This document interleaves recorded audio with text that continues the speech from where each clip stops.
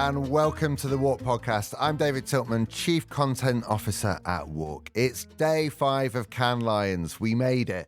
I'm not quite sure my voice has, but we're still here. We've been bringing you the headlines from across the festival every day, so be sure to check out all the daily episodes. Although the festival's starting to wind down, at WARC, we're just getting started. Members can expect our bumper edition wrap-up report next week. And on the podcast, we're going to be having interviews with CMOs and marketing experts going live over the next few weeks. On today's podcast, we are talking about Mercado Libre's extraordinary journey from a second-tier online marketplace to the most valuable brand in Latin America. We'll be talking about the explosive growth of the creator economy, definitely one of the big themes here in Cannes. But does it actually work, or are marketers being caught up in the hype? And we'll be talking about last night's Creative Effectiveness Lions. We'll be going through some of the winners there. But before we meet our first guest, let's get to the headlines with WARC's senior editor, Anna Hamill. Hi, David. On the last night of the festival, we saw winners announced for creative business transformation, creative effectiveness, creative strategy, luxury, brand experience and activation, innovation, and creative commerce. So lots of big categories there. In the Creative Business Transformation Lions, it was another Grand Prix win for Axe's 3 Words campaign by Publicis in Paris. This campaign also won the Direct Lions Grand Prix earlier in the week, so congratulations to them. For creative effectiveness, always a big one at WARC, the Grand Prix was awarded to Shot on iPhone for Apple by TWA Media Arts Lab in Los Angeles. Now running for more than 10 years, this campaign helped propel the iPhone to become the best-selling smartphone in the world. And we have the Creative Effectiveness Lions on WARC right now so that you can go and read all of the entries, so don't miss that one. In creative strategy, the Grand Prix was awarded to Real Beauty, how a soap brand created a global self-esteem movement for Dove by Ogilvy UK in London. In the Luxury Lions, the Grand Prix was awarded to the partnership that changed everything for LVMH by Havas Play in Paris. The work celebrated LVMH's groundbreaking partnership with the 2024 Paris Olympics. In the Brand Experience and Activation Lions, it's another Grand Prix for Caption with Intention by FCB Chicago for the Academy of Motion Picture Arts and Sciences, Rakish Entertainment, and the Chicago Hearing Society. The work also won Grand Prix this week in both design and digital craft. In the Innovation Lions, the Grand Prix was awarded to Sounds Right for the Museum for United Nations and Spotify by AKQA in Copenhagen. And finally, in the Creative Commerce Lions, the Grand Prix was given to Preserved Promos for Ziploc by VML New York. It's an awards deluge. It is, and we've seen some really standout campaigns winning multiple Grand Prix this week, so there's going to be lots of people going home happy. What else has been going on? So we had a really interesting session on the Creative Impact stage from Gap CEO Richard Dixon. Some might know him from his previous tenure at Mattel. He's the brand turnaround guy. And Gap's decline has been one of the cautionary tales in marketing in recent years. Its excessive reliance on promotions eroded its brand value and its ability to respond to shocks and downturns. I think he used the phrase, they'd lost the plot. Yes. So they're in the midst of a brand turnaround right now. The change that he has engineered has seen the brand move from short-term to a long-term vision while still retaining that original brand ethos that made it famous in the first place. So across its marketing efforts, the brand made social relevance a key priority in KPI. So it's early stages for that one, but we look forward to seeing how it plays out. Okay, what's the last story on the agenda today? Well, Mark Ritson held court at Cannes Lions yesterday. You were in that session. Do you want to tell us a little bit more about it? Yeah, it was very entertaining. I have to admire Ritson's ability to repeatedly call his audience stupid and still have them clap for him. That is a skill in itself. Now, look, I think the core elements of his message won't be new news to WARC listeners. So right. He's talking about the power of emotion. He's talking about the power of basically distinctiveness or brand assets or codes or whatever you want to call them. And the power of building over time, so consistency. And he's presenting this as a sort of emotion times distinctiveness times time equals sort of creative effectiveness. So what was, I guess, most interesting about it was the data that sat behind it, which came from FE and System 1. And really helped prove out those points. So a nice new bit of data for people to get into, a nice new little framework for people to think about. Nothing fundamentally sort of new thinking, but really nicely packaged. Yeah, and we did a podcast with him earlier in the week as well that we're going to be releasing very soon. Yes, lots of bangers on there. Yeah, absolutely. We don't want to spoil it. But yeah, it's going to be a good one. So watch out for that one. So these stories are brought to you by WARC News, our daily email newsletter. Go to warc.com/feed to read more about these stories and much, much more from across the festival.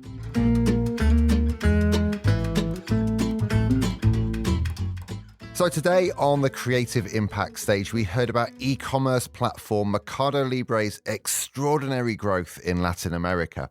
Now, this came from their positioning, the best is coming, and we heard about how Mercado Libre built that core message into their culture, innovation, marketing, and social legacy. And together with the agency Gut, Mercado Libre used something called a bravery scale, which we'll find out about, to win, well, it was...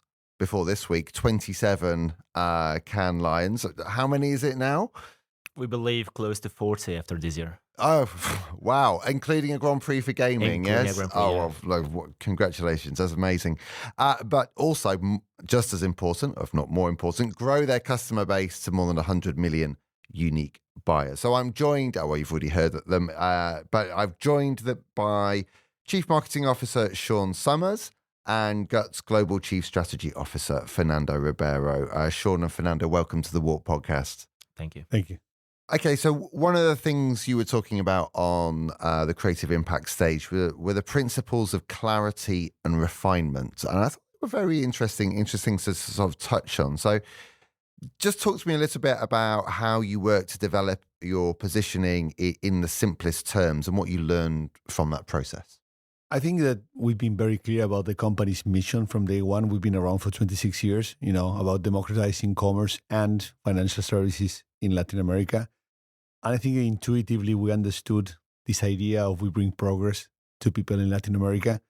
But I don't think that for the first 15 years of our existence, we were clear in distilling that into a clear piece of paper. I think that when we started working with Fernando and the team, that's when we really we're able to put it down in a piece of paper, and that became a really useful tool to start, delivering the great communication that we've been delivering for the last 6 years.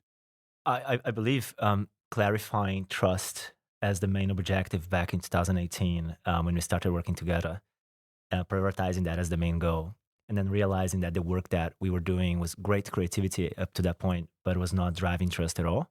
I think that clarity of thought from the beginning was extremely important to us. And then in refining this later, because that in 2018, it was a pitch process that we were part of as an agency. Then after we won the pitch, over the years, of the first years, let's say until 2021, we were still refining what the positioning actually was about internally for the entire company and for advertising, for external communications. So, yeah.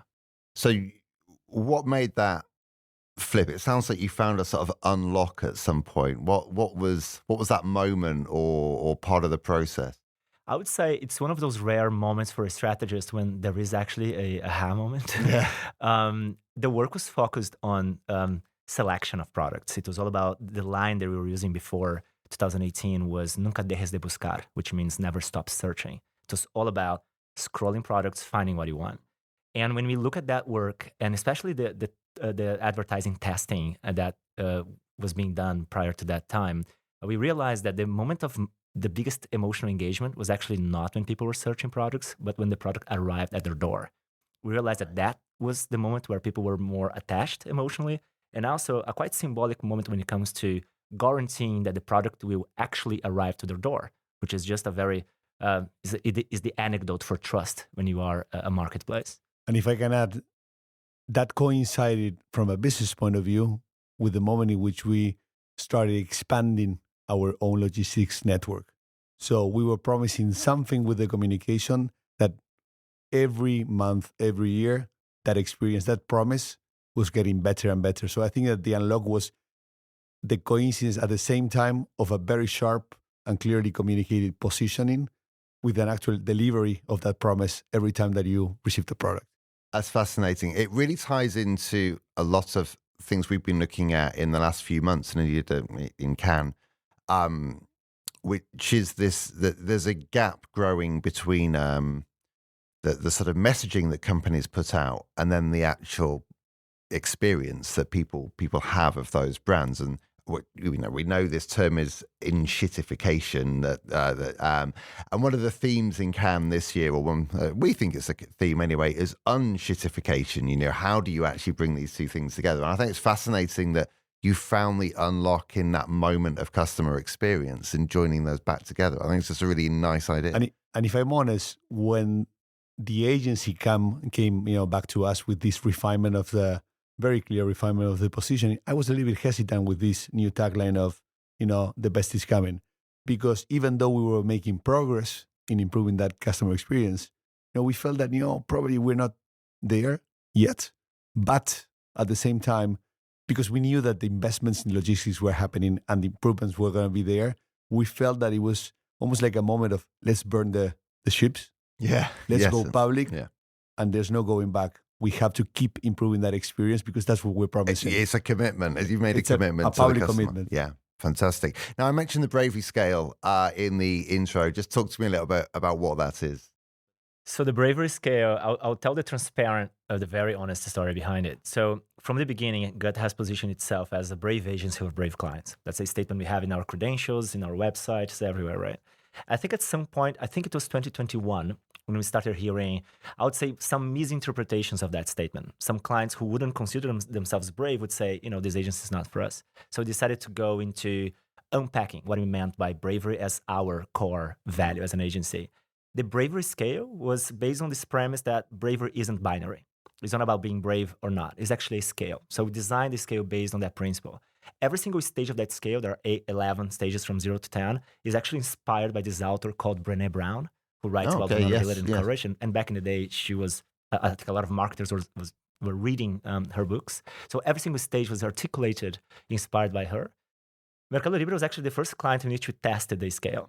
And it was in Cannes. We asked them 2 questions. First, how do you see yourself as a human being, as an individual from 0 to 10? And I think they answered around 6 to 7 at that time. And now, how do you see Mercado Libre as a brand, including Mercado Pago, the fintech vertical of Mercado Libre? And I think they rated between 2 and 3 at that time. And immediately we realized, okay, there is a gap there. And that's really how it always started. I think with time, we realized that we could add, more quantitative intelligence to that scale. We were understanding, okay, it's not only how we feel as a group of agency and clients, but also, maybe you can actually measure the work from a awards and recognition perspective, including Lions and Effies and WARC. And also, is the work actually driving the goals that we need to drive? So the bravery scale became something, I would say, more scientific-ish with time. But that's how it started, really. Yeah, and I think even though we measure ourselves, it's a little how uncomfortable we feel with the work. So at the beginning, I felt that the first couple of years were okay, we're doing good work, but not pushing the boundaries. And then it's how uncomfortable you feel when you see that TV commercial, how uncomfortable the business feels, and then when you see the reaction, the very positive reaction for consumers, because consumers like to be surprised, and in a sense it's like a self-reinforcing mechanism. Okay, this one we push the limits and it went well, and sometimes it doesn't go well, but it's a process. And now over the years we try to push ourselves, like what's limiting us? Why is it that we're not at a 9 or 10? And we had our score, once a year here in Cannes, we do our scorecard. And this year I said, I think we're a 9 or 10.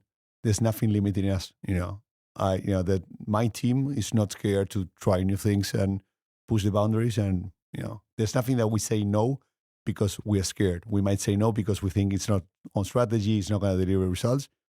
But there's nothing that we say no because, we're scared about, what could be any backlash. And there was a sense in your presentation about momentum and the importance of momentum and building on momentum. And how did you keep that? How did you keep that going? I guess particularly, Sean, for you mentioned that at the start it felt like this was a thing, so you had to sort of sell that in, presumably, to the rest of the business. How did you get that ball rolling? And then was it easy once people could see the results coming in? I think it's part of our DNA to reinvent ourselves. I think the success of the company, no matter what area you look at, the people area, logistics, fintech, the common denominator is, we are risk takers. We're constantly disrupting ourselves. So as part of that, for me, a message to the team every year, every 18 months is like, we need to reinvent every single piece of our, what I call demand generation engine. Every single piece. Not the things that don't work, but even the stuff that is working really well. So because that's the philosophy, for me, all this creative work, just pushing forward, is part of that mechanism. That's the only way in which we're going to be half a step or one step ahead of competition. Do you know, that's really interesting. So I think we see a lot of companies in emerging sectors, particularly tech-driven companies, actually get very wedded to one type of marketing. And you think, well, actually, if just as you say, if you are in all other respects a risk-taking, innovative organization, then that should then feed into the way you approach marketing as well. And interestingly, in terms of ways of working, the business, they basically, we deliver the results. Those are the credentials. We don't show the business there's no pre-approval on the side of the business. All they look is, we're going to do this. Here are the results. Trust us. To the point where, as a CMO, I haven't approved a campaign in 6 years probably. I look at every single piece of communication at the same time as you watch it as a... Really? Really. Oh, wow. That's amazing. I have a fantastic team. They are much better than I am. But it's part of that culture of, empowerment. If you have smart people, allow them to do stuff. And look, something is might go wrong. Well, that's when you say, okay, it's on me. But I think that's a dynamic that it allows you to move really, really fast. If I look at the quality and the quantity of work that I'm seeing this year, for instance, it's like every single month, the team is surprising me with stuff that I didn't even know that was happening. And I love that dynamic because e-commerce, fintech, they move at a speed that most industries don't operate. I think to build on that, a couple of comments. I think one of them, what we call momentum, it's very consistent with what you call the multiplier effect, or I think very consistent with Tom Roach yesterday talk about lots of little. Yes, Grace and Tom are talking lots of little, yes. Yeah. It's pretty much the same thing. I think momentum is the feeling that comes out of that, and I think we use momentum because it does impact us internally too. When a piece of work is recognized, is driving business results, we want to do it again. Okay, now let's refresh the formula that worked. We want to do it better. The team says, okay, how do we do it again and better the next time? It's easy. There's a self-reinforcing mechanism within the team. I don't have to do anything. Keep improving, culture of improvement. And that's a really interesting point you make about that sort of lots of little framework, because it's been a really big theme through this week, is this sort of tension between some sort of need for consistency over time and compounding over time with a media market that actually rewards novelty or requires a multiplicity of versions. And I think you talk about this tension a little bit about not limiting creativity in the pursuit of consistency. So just talk to me a little bit about how you sort of unlock that or unpack that. I think very early on in our relationship, I think we cracked a very simple way to drive consistency. And it was, very practically speaking, it came down to 4 brand distinctive assets: the handshake, the van, the doorbell, and the box. They were responsible for driving consistency across the work. And with time, as they got more recognizable, I think understood that we could use them in other ways beyond just driving salience, but also how can it help inject meaning into the brand? I think leveraging the handshake for Black Friday, for example, or during the pandemic, then using the box in our 25th anniversary, it's not only about driving consistency, but also these assets, they can carry meaning and they can actually communicate. Yeah, and the consistency comes from the 4 assets are going to be always there, but they can come to life in multiple ways. And let's experiment. We're not prisoners of, brand books and that kind of stuff. It's like, we'd rather take risks and, then we learn something and, such is life. Fantastic. So, listen, it's a really inspiring story. We've heard a lot this week about sort of the risk-averse nature of modern marketing, and I'm hearing you talk about sort of creativity and bravery and sort of momentum. So, you just maybe sort of wrap up with a few sort of tips based on what you've learned from this process about how you approach whether you call it bravery or risk or anything, but within an organization? From my marketing team thinks in business outcomes. There's no different. There isn't a different language. We talk with the business and we set our KPIs in terms of business objectives.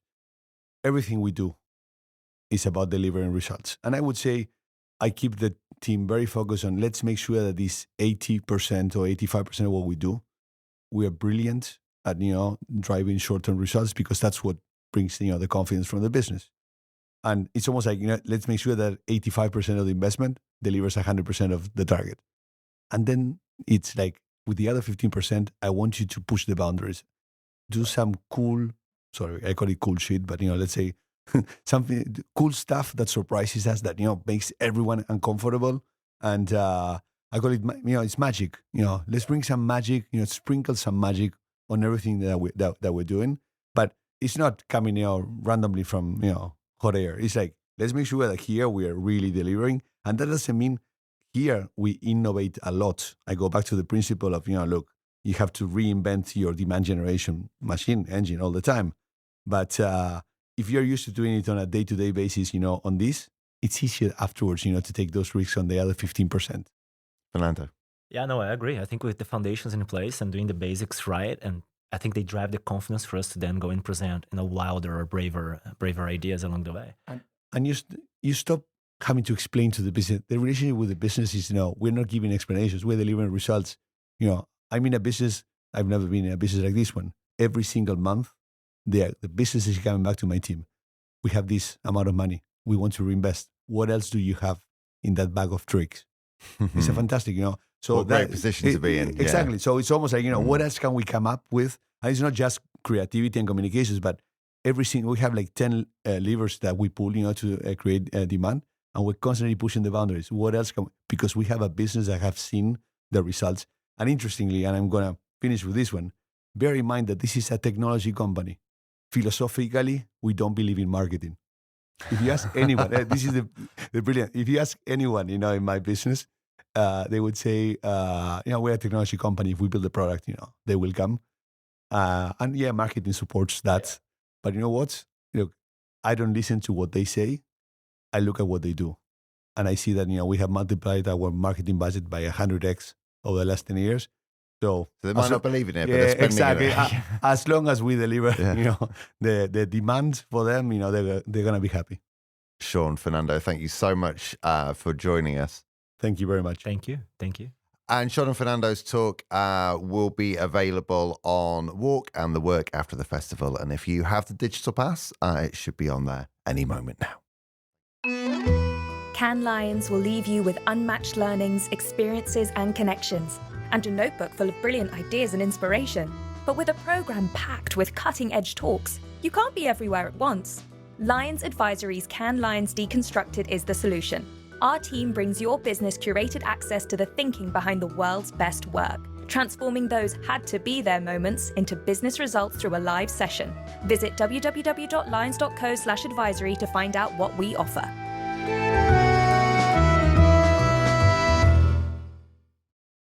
So one of the big themes at Cannes this year has been the rise of creator economy, creator marketing, and how on earth brands effectively engage consumers through that audience and through that influence. There's a lot of dollars flowing in this direction. Most of the listeners to this podcast will have seen the announcement from Unilever a couple of months ago. But there is a big question here in Cannes, which is, does this actually work? Or are marketers being caught up in the hype and wasting dollars that could be put to use elsewhere? Well, today we are joined by Anastasia Leng, CEO and founder of CreativeX. Now, Anastasia has been in the Palais today, revealing the findings of new research into what makes an effective influencer marketing campaign, as well as some of the pitfalls to look out for. So, Anastasia, welcome to the WARC Podcast. Always a pleasure. Well, let's just start with that research. Just talk us through a little bit what you've presented in the Palais and some of the sort of big takeaways you've got from doing it. Yes. So as you mentioned, there's been a big flow of dollars into creator content. And as part of that, what we're seeing is marketers essentially double down on creator content. They're making a twofold investment. One, they're investing in the content, but secondly, they're doubling down with their media budgets and then investing to promote that content. And so what we're seeing is creator content move into territory that's been more traditional advertising. And so the research we sought to do is to understand when creator content goes into advertising, how does it reflect some of the traditional rules that advertising has to play by? And how do those rules differ between when an ad is a creator-generated piece of content versus a brand-generated piece of content? Essentially understanding, does creator content have to play by the same rules in order to be effective as an advertisement or a sponsored post? Well, don't keep us in suspense. No, I like the suspense. Does it? Well, so there's a lot of nuance. So first, you mentioned the hype. There's been a big flow of dollars. And I think when that happens, our systems of governance and control break down. One of the things that we've seen is that there's a huge amount of content that is creator that is not serving the brand purpose. So for example, if you look at the funnel of creator content on Meta, a large percentage of that content never gets viewed past the first 3 seconds. But further, in those 3 seconds that are viewed, the brand isn't present. So what we've seen today is across 300,000 pieces of creator content, only 55% have a brand in it and are seen. And when you say a brand, is that a logo, a product, a pack shot, or just some sort of device that would be associated with the brand? It could be any brand identifier. So anything that signals, this is the partnership, this is the thing that I am endorsing. So in fact, what we're seeing is 45% of our media budgets spent on creator content on Meta are not working to make the brand famous. They're not actually landing that impression and associating the creator with the brand. And is that worse than what you'd see from more general advertising? Because attribution is a problem in more like all forms of marketing communications. I think it was worse a few years ago because what you saw is that, again, back then when brands were investing into digital, they were taking a lot of their TV content, right, and putting it on digital. And that content could be branded in the 29th of the 30-second or 59th of the 60-second. Brands have done a lot of work over the last few years to make their content fit for platform, understanding these are the basic rules of digital suitability, and this is what we need to do to get our message to land in that environment. I think of it as that last mile of creative execution. It doesn't mean it's a great ad, but how do we put that idea into the right container so it's effective on that platform? All of this is a very long way of saying that for creator content, we're not making digitally suitable when it runs as an advertisement. We're forgetting all the things we've learned about digital suitability and treating creator like its own separate ad network and placement without respecting some of the rules we've worked very hard to learn and to prove out over the last few years. There's a tension here, isn't there? Because a lot of people would say that you've got to give creators control. Brands can't control the message with a sort of creator in the way that they could with a piece of content they're creating themselves. It's got to be native to that creator's feed or style or whatever it is. So how do you sort of square that circle? Well, I think as people, we are very bad in engaging in paradox thinking. Whenever these types of dilemmas come up, and here I think you're highlighting a dilemma between authenticity. How do we tap into the authenticity of the creator, which is, again, why we're investing dollars, between the consistency and the intent of what the brand is there to do. And people tend to take one side or the other. Either it's 100% authenticity, don't touch the content, let the creator do its thing, or no, we need to fully control the creator. I think the answer in all of these decisions is yes and. So I don't think it's necessarily about controlling the creator, but I think if it's recognizing that if that piece of content is going to compete with paid inventory like it does for everything else on these digital platforms, how do we make sure that it's the right container to be effective on those platforms? Any other findings from the research you'd like to highlight? Well, so when we talk about something as simple as, hey, let's make sure the first 3 seconds are branded so that we are indeed using that inventory and those media dollars to make the brand famous and not the creator famous, people say, oh, but it's going to dilute the impact of creator content. And we've actually found that it's the opposite. Creator content that had branding in the first 3 seconds was substantially more impactful at driving performance metrics that the brand cares about than creator content that wasn't branded. So it is some of these rules of ad land that we've developed, we are finding apply to creator content in as much as they do to brand content and is actually amplifying the impact of that type of inventory.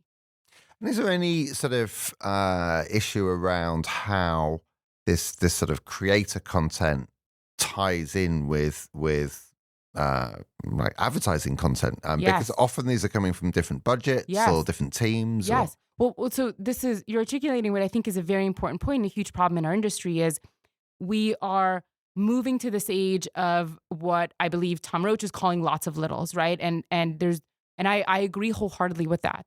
That said, when you have lots of littles, you need to make sure that they connect up to a big. I think what we've lost sight on in this industry is when you zoom out on this journey of brands achieving creative excellence, in my very simplistic mind, it works like this. You start with a creative idea. This is the message I want to land to market. This is the business objective of what I want to communicate to my audience. That idea gets translated into tens of thousands or hundreds of thousands of content, right? Pieces of content then run. And then obviously that gets activated into media. But oftentimes when we do the analysis, we analyze the content and we don't aggregate it back up to the parent that was the original message you're trying to land. What ends up happening is you have all these littles, some of which may be connected to that initial parent idea you wanted to land, but some of them are just fragmented, splintered messaging that isn't serving the goal that the brand is trying to deliver, right? We've lost the sight of this needs to be a fully integrated campaign from the creative idea to the content execution, all the way to the media activation plan. And so lots of littles is great, but how do you make sure it's tied back up to a big, which aligns ultimately with the brand and the company strategy? Yeah, that piece of thinking from Dr. Grace Kai and Tom Roach we had in a session earlier. It was fascinating to see how McDonald's had approached it. So they've used a lot of sort of creators, and I think they used a phrase which I've been using a lot this week. A sort of brand universe with no dead ends, and that there's this sort of idea that that's lovely. But clearly, McDonald's has assets that it's just so recognizable. Right. So they're able to get that branding in a way in early or in built into some of these assets in a way that other brands will find much harder because they haven't got that sort of default recognition. So are there any sort of hints or tips for companies looking to sort of navigate this particular space? Well, my first hint or tip is I believe this is a rare moment of time where creator content is still not fully saturated. And those are the moments where it's time to take advantage. So treat this as a gold rush, because my prediction is in 2 to 3 years, and again, I'm not Nostradamus, so I don't know the exact timeline, creator content will lose some of its effectiveness. You are taking people who had, a passion or hobby that they've started to monetize, and they are still able to monetize it authentically through their consumers. But as ad land goes in with its full shebang, consumers will wise up. And I think some of the effectiveness we're seeing from creator content will start to diminish. It's always, the first one to get to a new media platform or network, like the first folks on TikTok, got all the spoils. So there's potential diminishing returns over time. I think there's absolutely going to be diminishing returns over time. So get in there now, right? The second bit of advice is, as you get in there, make sure you have the systems of control in place, because at the end of the day, it's not your job to make the creator famous. Your job is to make your brand famous. So you have to make sure that, yes, you're taking advantage of the community and the network in a way that's authentic to your brand, but the media dollars that you're investing are being delivered in such a way that they're actually getting your brand, your product, your message in front of those users in a way that's resonant and going to lead to some of those brand lift and sales lift impact metrics that you're looking to gain. Fantastic. We'll leave it there. Well, as with all our sessions this week, Anastasia's session is part of our Creative Impact Unpacked and will be available on the Digital Pass and also on WARC and the Work after the festival. But Anastasia, thank you for joining us. Always fun.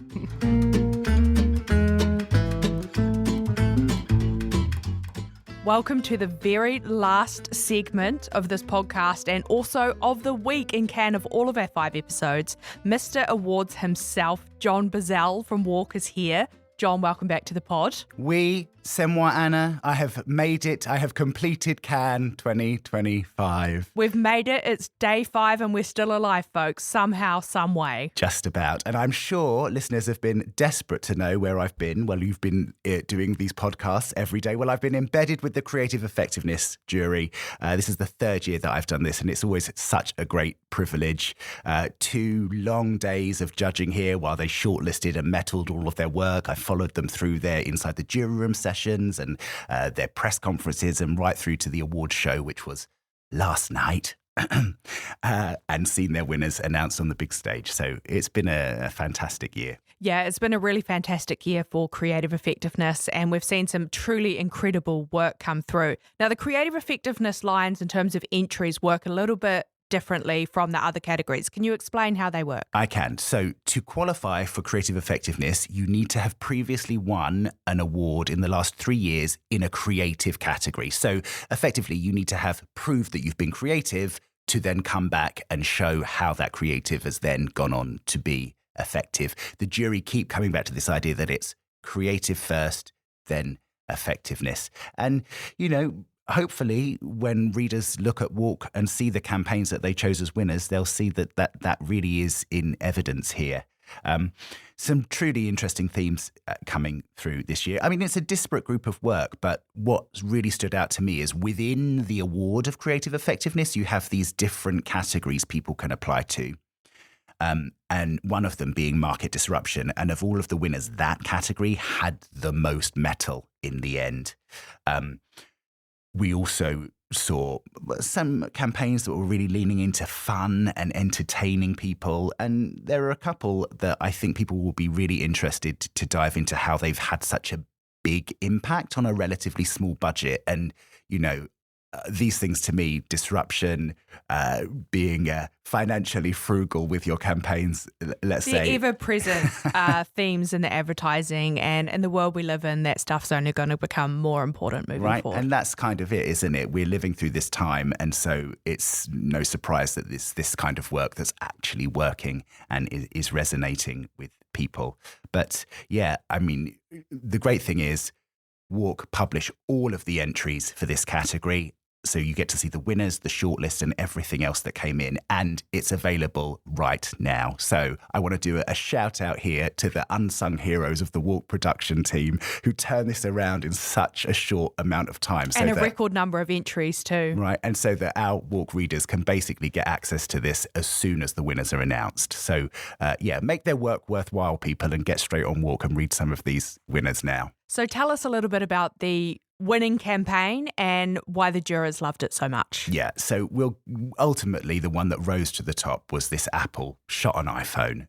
It's a beautiful campaign, and it was entered into the long-term brand platform category within creative effectiveness. Now, this was new for this year, and I think one interesting thing that the festival team will have to take away is, based on the jury's feedback, you know, it's going to be really hard for anything else in the creative effectiveness category to beat something that has been entered on the basis that it has done this kind of compound creativity year after year after year. The Apple campaign is a long-term investment for the brand. Over a decade, right? Over a decade, right? And on top of that, it's this global idea that then gets locally realized in culturally relevant ways.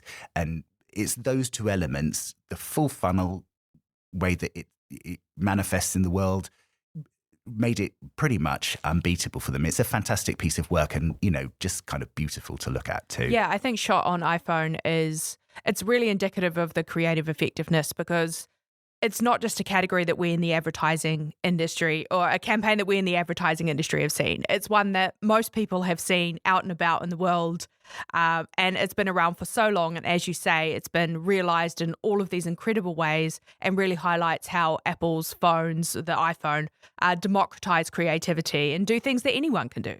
Right. But you never see the phone. What's so brilliant is, like, technology is absolutely at the heart of this, but it's not being sold on looking at the technology. You're seeing what it can do. And so it's kind of infinitely scalable, really, as long as people are still bought into the idea of your phone as a camera and what you can do with that as a creator yourself. This can go on and on and on. So it'll be interesting to see what happens with that campaign moving forward. Yeah, I think that's a very high bar that's going to be difficult to beat in coming years. But if there's anything that we know about our industry is that they're going to try. So talk me through some of the thoughts of the jurors. I know you've got a couple of pods coming out soon around the decision-making process, how to win a creative effectiveness lion. Talk me through some of the highlights of that for our audience. Yeah, so I'm not going to put words into their mouth because we've recorded them ourselves. So listeners, look out for podcasts coming with a couple of members of the creative effectiveness jury, the president and another. And we've also, for the first time this year, WARC has done a podcast with the creative strategy jury, which has got some really interesting insights too. They're going to be talking about why they picked the work that they did. And also, if you're already at home planning how you can be one of these winners next year, they're going to give you some tips on what you should and maybe even shouldn't do. So definitely look out for those. Well, those are going to be must-listen episodes. Thanks, John, for coming in on the last day of Cannes for our last segment and sharing some of your insights from the Creative Effectiveness Jury. Thanks for having me. Well, that's all we have time for on the final day of Cannes Lions. Thank you to all our amazing guests for joining us today and through the week. This is our last daily episode of the festival, so thanks for joining us this week. The good news is we have been hard at work recording some amazing podcast material that you can hear over the next few weeks. So be sure to follow us if you haven't already. And to read more content from Cannes Lions, check out WARC's free daily newsletter. Until next time, thanks for listening.